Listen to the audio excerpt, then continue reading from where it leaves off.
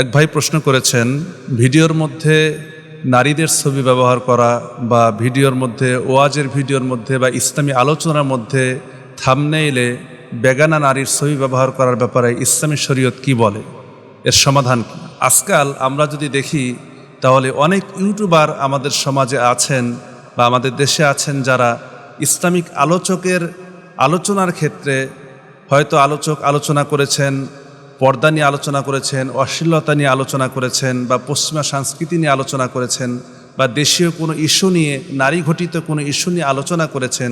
সেক্ষেত্রে ইউটিউবাররা দেখা যায় তার সামনে থাম্বনেইলে সেই বেগানা নারীর ছবি প্রদর্শন করেন, যেন লোকেরা আকর্ষিত হয়ে সেটাকে তার ভিতরে প্রবেশ করে এবং ভিডিওটি দেখে। আরেকদিকে শুধু থাম্বনেইলেই শুধু না, ভিডিওর মাঝখানেও সরাসরি অ্যানিমেশন আকারে বা বিভিন্নভাবে অশ্লীল ছবিগুলি প্রদর্শন করেন। এটির ব্যাপারে শরীয়ত আসলে কি বলে, আমরা সরাসরি কোরআন থেকে এই বিষয়গুলি নিয়ে জানার চেষ্টা করব এবং হাদিস থেকে এবং ইসলামিক স্কলাররা কি বলেছেন এগুলি আমরা দেখব। কোরআনে কারীমের সূরা আন-নূরের 30 নম্বর আয়াত দেখি, আল্লাহ সুবহানাহু ওয়া তাআলা বলছেন, কুল লিল মুমিনিনা ইয়াগুদ্দু মিন আবসারিহিম ওয়া ইয়াহফাযু ফুরুজাহুম যালিকা আযকা লাহুম। হে নবী, মুমিন পুরুষদের বলুন তারা যেন দৃষ্টি সংযত রাখে এবং লজ্জাস্থানের হেফাজত করে, এটাই তাদের জন্য অধিক পবিত্র। তো দৃষ্টি সংযত রাখা বলতে কি বোঝায়?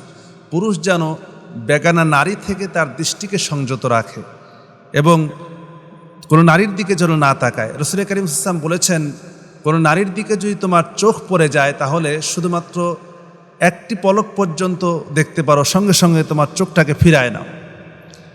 এবং রাসূল করিম সাল্লাল্লাহু আলাইহি ওয়াসাল্লাম চোখের জিনা সম্পর্কে হাদিসে বলেছেন, ইন্নাল্লাহা কাতাবা আলা ইবনি আদমা খাত্তাহু মিনাজ জিনা আদরাকা যালিকা লা মাহালাতা ফাজ্জিনাল আইনাইনিন নাযরা। নবী করিম সাল্লাল্লাহু আলাইহি ওয়াসাল্লাম বলেছেন, নিশ্চয় আল্লাহ তাআলা প্রত্যেক মানুষের জন্য জিনার একটি নির্ধারিত অংশ লিখে রেখেছেন যা সে অবশ্যই লাভ করবে। যেমন চোখের জিনা হলো হারাম দৃষ্টিপাত করা, কোনো নারীর দিকে লোলুপ দৃষ্টিতে তাকানো বা তার দিকে তাকানোর পরে মনের ভিতর খাহেসাত সৃষ্টি হওয়া। এখন কেউ যদি বলে যে না, আমার তো এগুলি দেখে মোটেও কোনো রকমের চিন্তা বা খাহেসাত বা কোনো চিন্তা আসে না, তাহলে এটাকে অবশ্যই বলতে হবে যে তার ভিতরে হয় পুরুষজনিত কোনো সমস্যা আছে বা কোনো রোগ আছে। এছাড়া একজন অশ্লীল নারীর ছবি সামনে আসার পরে বা দেখার পরে হয়তো বলতে পারে যে অমুক দেখতে আমার বোনের মতো, অমুক দেখতে আমার খালার মতো, অমুক আমার মায়ের মতো, কিন্তু যে বইয়ের মতো তাকে দেখে কি বলবে, প্রশ্ন এসেই যায়। তো এই জন্য চোখের জেনা হচ্ছে তাকানো, এবং রাসূল বলছেন জিনাউল লিসানি মানতিকুন, এবং মুখের জেনা হচ্ছে মুখ দিয়ে অশ্লীল কথা বলা। এবং আমরা দেখতে পাই যে আমরা ইসলামী আলোচক হওয়ার পরেও, বক্তা হওয়ার পরেও যারা মানুষকে আমরা কথা বলছি, মা ইয়ালফিযু মিন কওলিন ইল্লা লাদাইহি রাকিবুন আতীদ, বান্দা এমন কোনো কথা বলে না যা আল্লাহ রাব্বুল আলামিন রেকর্ড করে রাখেন না। কিন্তু আমরা মঞ্চে উঠে কথা বলতে যে ইসলামিক আলোচনার মধ্যে এমন অশ্লীল বাচনভঙ্গি উচ্চারণ করছি যেটি মোটেও ইসলাম সাপোর্ট করে না। আর আমার এই যে কথাটা রেকর্ড হচ্ছে, কিয়ামতের দিন যখন আল্লাহ পাক আমার সামনে তুলে ধরবেন যে তুমি এরকম অশ্লীল কথা আমার বান্দাদের সামনে বলেছিলে, অশ্লীল কথার দ্বারা যেমন নিজে পাপ করছে, অনুরূপভাবে শ্রোতাদেরকেও পাপের মধ্যে লিপ্ত করছে। এবং অন্নাফসু তামান্না ওয়া তাশতাহি, এবং নফসের জেনা হচ্ছে এটাকে কামনা করা। আল ফারজু ইউসাদ্দিকু যালিকা আও ইউকাযযিবুহু, এবং এটার সর্বশেষ পরিণতি হচ্ছে সে সরাসরি এটার বাস্তবায়ন করে অথবা এটাকে প্রতিহত করে। এইগুলি হওয়ার পরে যে ব্যক্তি এটাকে প্রতিহত করতে পারে সেই কেবলমাত্র ইমানের উপরে টিকে থাকতে পারে, আর যেটাকে প্রতিহত করতে পারে না সে ইমানের উপরে টিকে থাকতে পারে না।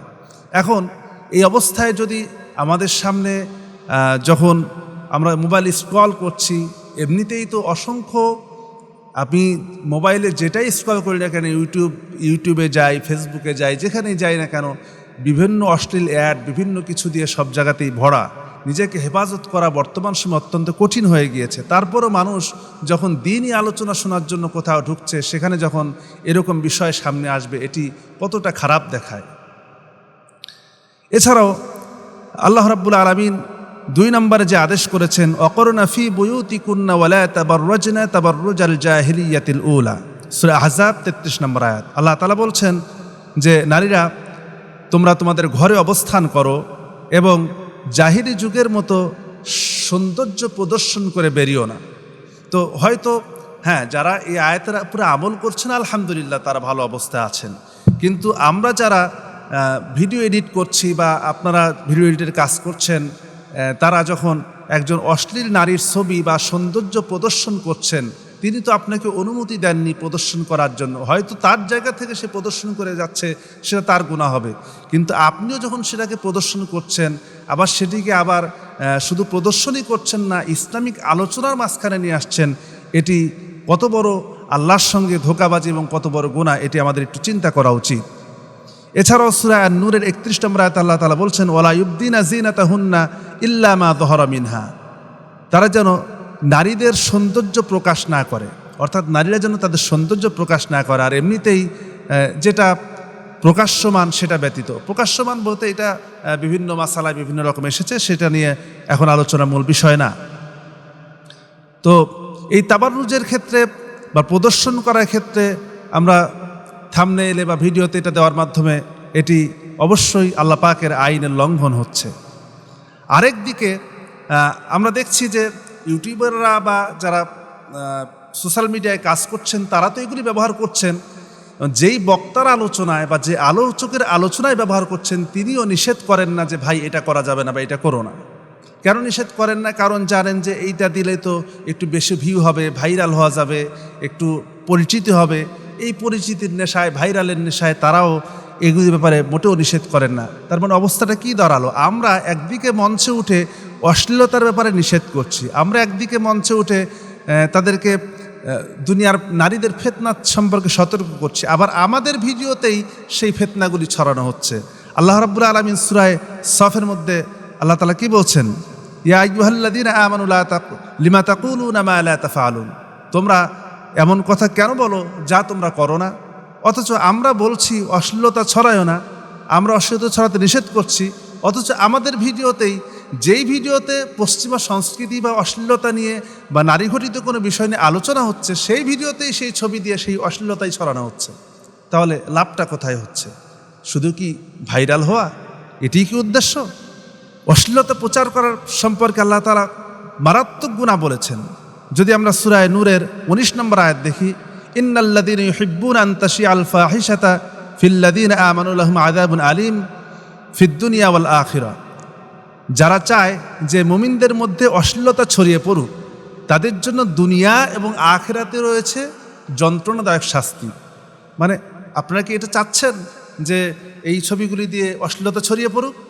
যদি উদ্দেশ্য তাই হয়, আপনি অন্য কাজ করেন, অন্য জায়গায় যে আপনার দুনিয়াকে আপনি কিনে নেন, তাতে অসুবিধা নাই। কিন্তু আপনি তো এই ভিডিওগুলি দেখতে, ইসলামিক আলোচনা কারা দেখতে আসে? সাধারণত যাদের ভিতরে সামান্যতম হলেও ঈমান আছে, যারা ইসলামকে ভালোবাসে, দ্বীনকে ভালোবাসে, আলেমদেরকে ভালোবাসে, এই লোকগুলিই কিন্তু ইসলামিক ভিডিওগুলি দেখার জন্য আসে। আর আল্লাহ তাআলা কি বলছেন? যারা মুমিনদের মধ্যে অশ্লীলতা চায় যে মুমিনদের মধ্যে অশ্লীলতা ছড়িয়ে পড়ুক, তার মানে আমি এই যারা একটু দ্বীনকে ভালোবাসে, ইসলামকে ভালোবাসে, কোরআনকে ভালোবাসে, ইসলাম মানতে চায়, তাদের মধ্যে আমি অশ্লীলতা ছড়িয়ে দিতে চাচ্ছি, তাদের মধ্যে অশ্লীলতার বীজ বপন করতে চাচ্ছি। এ ব্যাপারে আমাদের খুব সতর্ক থাকা উচিত। অনেকে মনে করতে পারে যে আমি তো ভালো উদ্দেশ্যেই দিয়েছি, মানে এখন তো এক একজন নিজের মতো করে ফতুয়া ঘুরাইতে চায় যে আমার উদ্দেশ্য তো ভালো ছিল, যে আমি ভালো উদ্দেশ্যে এই কাজটা করছি। তো উদ্দেশ্য যতই ভালো হোক না কেন, সেটা যদি শরীয়তের পন্থার মধ্যে না হয়, ইসলামী নীতিমালার মধ্যে যদি না হয়, সেটি যদি আল্লাহ পাক কোরআন যদি সমর্থন না করে, ইসলাম যদি সমর্থন না করে, তাহলে উদ্দেশ্য ভালো হলেও সেটার দ্বারা ফায়দা ভালো হবে না, এবং আল্লাহ রাব্বুল আলামিন তার সমস্ত আমলগুলিকে বরবাদ করে দেবেন। এজন্যই তো রাসূল বলেছেন, যে ব্যক্তি কোনো মন্দ নীতির প্রচলন করে এবং তারপরে সে অনুযায়ী যত মানুষ সে আমল করবে, তার উপরে সেই আমলনামা, সেই গুনাহ তার উপরে বর্তাবে। তো এই জন্য আমাদের এ ব্যাপারে যারা বিশেষ করে ইউটিউবার আছি বা যারা এগুলি নিয়ে কাজ করছি, ভিডিও নিয়ে কাজ করছি, আমাদেরও ঈমানের ব্যাপারে সতর্ক থাকা উচিত। এবং বিশেষ করে আমি বক্তাদেরকে বলবো, যারা ইসলামী আলোচক আছেন, যারা আলোচনা করছেন, আপনাদের আলোচনা বিভিন্ন জায়গায় রেকর্ড হচ্ছে, এবং আপনাকে সতর্ক থাকা উচিত যে আমার ভিডিওতে কোনো অশ্লীল ছবি বা অশ্লীলতা ছড়াচ্ছে কিনা, আমার ভিডিওর মাধ্যমে কোনো গুনাহ ছড়াচ্ছে কিনা, খারাপ কিছু হচ্ছে কিনা সতর্ক থেকে প্রয়োজনে আপনি সেই ইউটিউবারকে বলবেন, ভাই এরকম ভিডিও দেওয়ার দরকার নেই, প্রয়োজনে ভিডিও লাগবে না। কিন্তু আপনাকে তো দুনিয়া না আখিরাতেও বাঁচতে হবে। আপনার সেই ভিডিওর মাধ্যমে আপনি হয়তো আপনি ভাইরাল হলেন, আপনাকে অনেকে দেখলো, দাওয়াত দিল, আপনি তো এমন ভিডিওর মাধ্যমে ভাইরাল হয়েছেন যে ভিডিওর মাধ্যমে অশ্লীলতা ছড়িয়েছে, তাহলে আপনি এটার তো আপনার পুরো ইনকামটাই তো হারামের মধ্যে সন্দেহপ্রবণ হয়ে গেল। আমি হারাম বলছি না একবারে সরাসরি, কিন্তু এটা সন্দেহপ্রবণ হয়ে গেল। তাহলে আমাদেরকে এ ব্যাপারে খুব সতর্ক থাকা উচিত। আল্লাহ রাব্বুল আলামিন আমাদেরকে সতর্ক থাকার এবং এদিকটা সম্পর্কে খুব সচেতনভাবে আমরা যেন সচেতনতা অবলম্বন করে আমাদের সামনের দিনগুলি চলতে পারি। আল্লাহ যেন সেই তৌফিক আমাদেরকে দান করেন। আল্লাহুম্মা আমিন। ও আখির দাওয়ানা আলহামদুলিল্লাহি রাব্বিল আলামিন। আসসালামু আলাইকুম ওয়া রাহমাতুল্লাহ।